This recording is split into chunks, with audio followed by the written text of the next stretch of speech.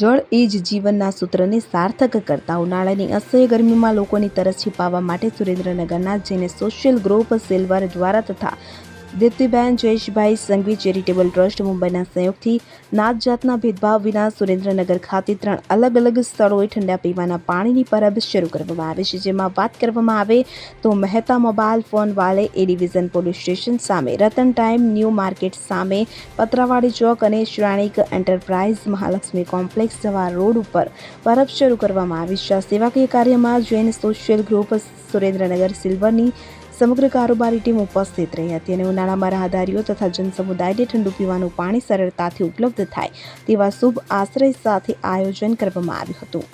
કલ્પેશ વાડેર, સુરેન્દ્રનગર। હવે જુઓ દેશ દુનિયાની તમામ ખબરો તમારી આંગળીના ટેરવે। ઉઠાવો મોબાઈલ અને ગૂગલ પ્લે સ્ટોર પરથી ડાઉનલોડ કરો અમારી CN24 ન્યૂઝ મોબાઈલ એપ।